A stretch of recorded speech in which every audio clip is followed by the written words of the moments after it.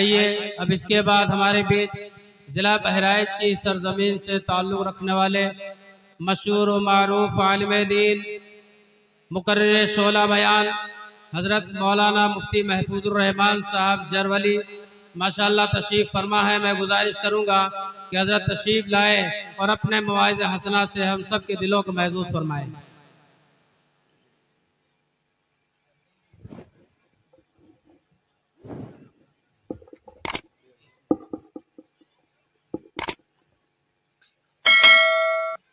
السلام علیکم ورحمۃ اللہ وبرکاتہ۔ الحمد للہ نحمده ونستعینه ونستغفره ونؤمن به ونتوکل علیہ ونعوذ باللہ من شرور انفسنا ومن سیئات اعمالنا من يهده الله فلا مضل له ومن يضلل فلا هادي له ونشهد أن لا إله إلا الله وحده لا شريك له ونشهد أن سيدنا وحبيبنا وشفيعنا وسندنا وإمامنا ومولانا محمدا عبده ورسوله صلى الله تبارك وتعالى عليه وعلى آله وأصحابه وبارك وسلم تسليما كثيرا كثيرا. أما بعد فأعوذ بالله من الشيطان الرجيم. بسم الله الرحمن الرحيم. الله ولي الذين آمنوا يخرجهم من الظلمات إلى النور. صدق الله ومولانا العلي العظيم. وقال رسول الله صلى الله تعالى عليه وسلم: من يرد الله به خيرا يفقهه في الدين، أو كما قال صلى الله عليه وسلم. قابل قدر حضرات اکابر علماء کرام، بزرگوں، دینی اسلامی غیرت مند بھائیوں، باعزت ماؤں اور بہنوں، بہت دیر سے آپ حضرات بڑی دل جمعی کے ساتھ اکابر علماء کرام کے بیانات سے محظوظ ہو رہے ہیں، اور ابھی اکابر کی ایک طویل فہرست ہے۔ چند منٹوں کے لیے بندے کی حاضری ہوئی ہے، دعا فرمائیں کہ رب کریم کچھ کام کی مفید اور ضروری باتیں کہنے کی توفیق مرحمت فرمائے۔ حضور اکرم صلی اللہ تعالی علیہ وسلم کی تشریف آوری سے پہلے پوری دنیا، خاص طور پر مکہ مکرمہ کا سماج اور وہاں کا معاشرہ انتہائی بگڑا ہوا تھا۔ ہر قسم کی گندگی، ہر قسم کی برائی، نفرت، بدکاری، عیاری اور تمام تر خرافات ان کے اندر موجود تھیں۔ اللہ کے گھر خانہ کعبہ کی عبادت، خانہ کعبہ کا طواف برہنہ ہو کر کرنے کو وہ عبادت سمجھتے تھے، اور برائیاں یہاں تک پہنچی تھیں کہ باپ کا انتقال ہوتا تو بیٹا اپنی سوتیلی ماں کو زبردستی اپنے گھر میں اس لیے روک لیتا تھا کہ میرے باپ کی جائیداد دوسری طرف منتقل نہ ہو جائے۔ اور سوتیلی ماں کے ساتھ بیوی جیسا سلوک کرتا تھا۔ ان تمام برائیوں کے خاتمے کے لیے اور پوری دنیا کی رہنمائی اور پوری دنیا کی ہدایت کے لیے اللہ تبارک و تعالی نے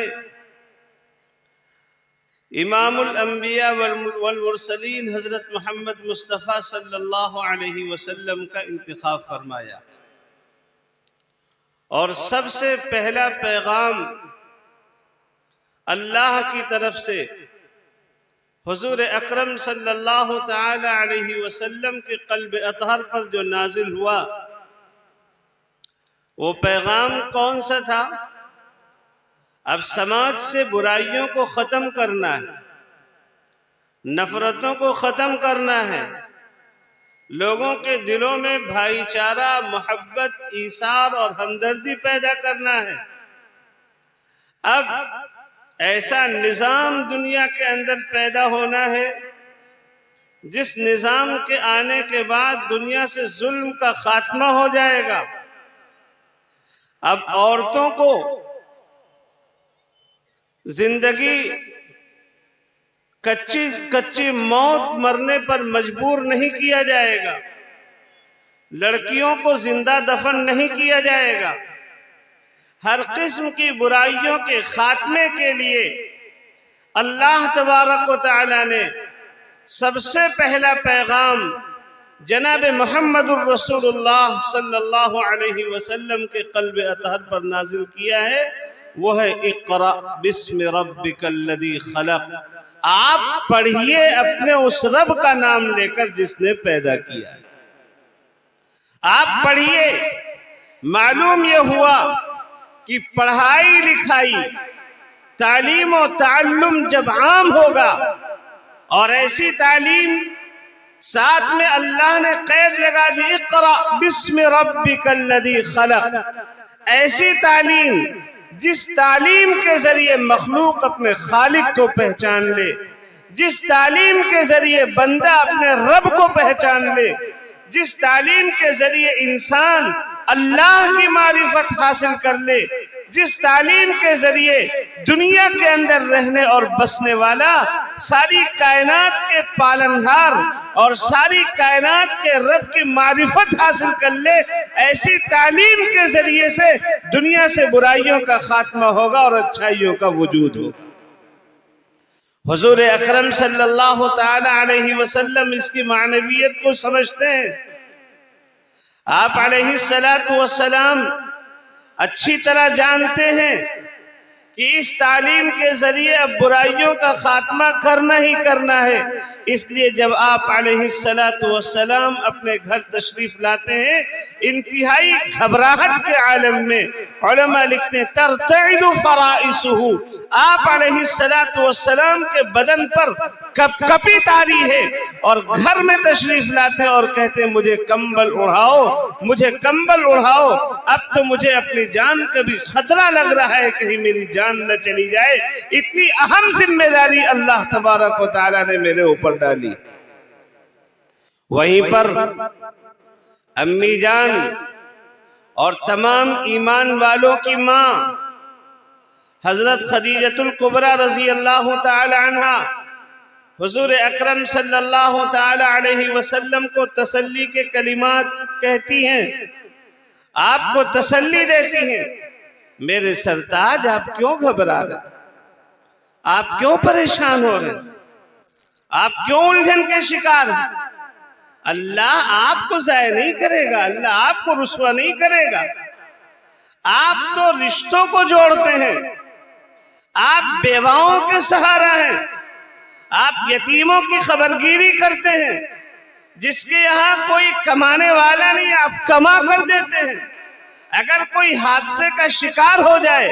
آپ بڑھ چڑھ کر اس کا تعاون کرتے، اس کی مدد کرتے ہیں، جس کے اندر انسانیت کی خدمت کا جذبہ ہو، جو اللہ کے مخلوق کے ساتھ اس طرح ہمدردی کا جذبہ رکھتا ہو۔ تعلیم و تعلم کی ذمہ داری وہی سنبھال سکتا ہے، اور جب اللہ کے مخلوق کے ساتھ خدمت کے جذبے کے ساتھ ساتھ تعلیم و تعلم کے مشغلے کو اختیار کیا جائے گا، اللہ تبارک و تعالیٰ اسے دنیا میں کبھی ضائع نہیں کرے گا۔ اور میں آپ کو ایک بات اور بتاتا چلوں، تعلیم و تعلم ایسی صفت ہے اور ایسی خوبی اور ایسا کمال ہے جس کے ذریعے اللہ تبارک و تعالی انسان کو دنیا میں بھی بلندی عطا فرماتا ہے اور آخرت میں بھی بلند مقام عطا فرمائے گا۔ حضور اکرم صلی اللہ علیہ وسلم ارشاد فرماتے ہیں، ابو داؤد کی روایت ہے، حضرت ابو موسیٰ اشعری رضی اللہ تعالیٰ عنہ راوی ہیں، وہ فرماتے ہیں، ان من اجلال اللہ تعالی اکرام ذی الشیبۃ المسلم وحامل القرآن غیر الغالی فیہ والجافی عنہ وذی السلطان المقسط، کہ حافظ قرآن، حامل قرآن، جس کو اللہ نے قرآن کی دولت سے نواز دیا، وہ چاہے قرآن کی کثرت سے تلاوت کرنے والا ناظرہ خواہ ہو، یا ایسا شخص ہو جس نے اپنے سینے کو کلام مقدس کے لیے وقف کر رکھا ہے، پورا قرآن اس کے سینے میں محفوظ ہے، یا قرآن کے معانی کو وہ جانتا ہے، قرآن کے احکامات کی نشر و اشاعت کرتا ہے، قرآن کی تعلیم کو عام کرنے کے لیے ہر قسم کا تعاون کرنے سے دریغ نہیں کرتا، اس نے قرآن کی تعلیم کو عام کرنا اپنا اوڑھنا بچھونا بنا لیا ہے، جس کا تعلق قرآن سے پیدا ہو گیا، اللہ کے نبی فرماتے ہیں اس کی تعظیم کرنا یہ در حقیقت اللہ کی تعظیم ہے، اس کی تعظیم نہیں۔ آپ دیکھ رہے ہیں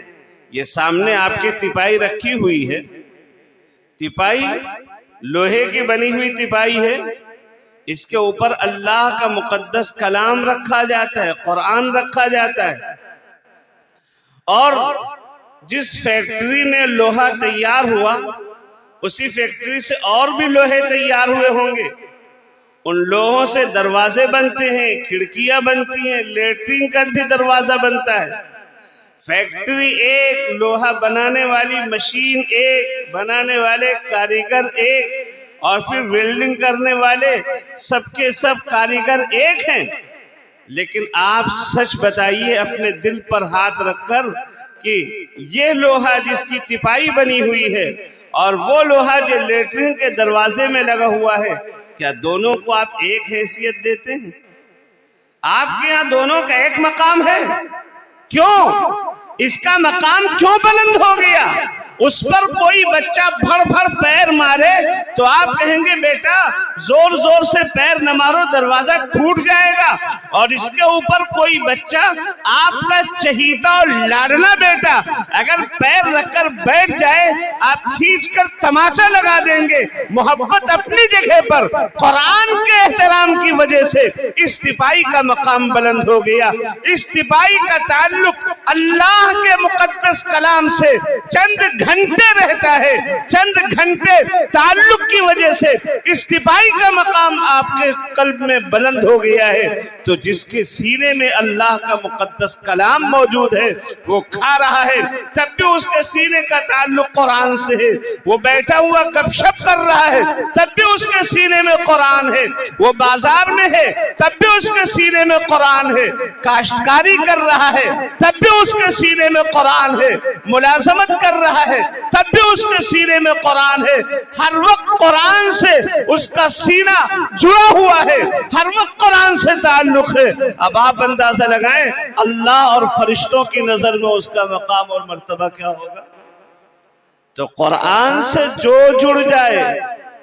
جو شخص وابستہ ہو جائے، جیسے قرآن اللہ کی محفوظ کتاب ہے تو قرآن سے جو وابستہ ہوگا اللہ تبارک و تعالیٰ اس کی حفاظت فرمائیں گے۔ قرآن خاص طور پر مسلمانوں کے لیے ایک بہت محفوظ قلعہ ہے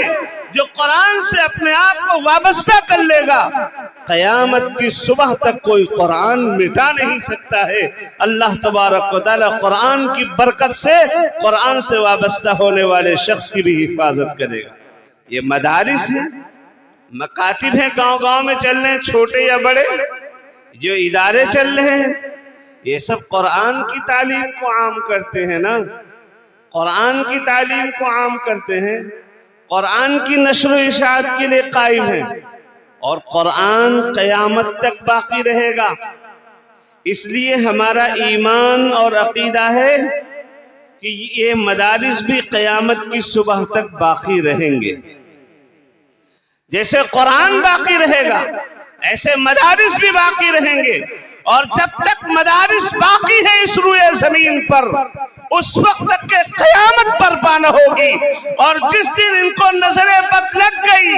دنیا سے مدارس کا خاتمہ ہو گیا، مکاتب کا خاتمہ ہو گیا، ہدایت پھیلانے والی درسگاہوں کا خاتمہ ہو گیا، اللہ کا نام لینے والے، قرآن پڑھنے اور پڑھانے والے افراد دنیا سے ختم ہو گئے،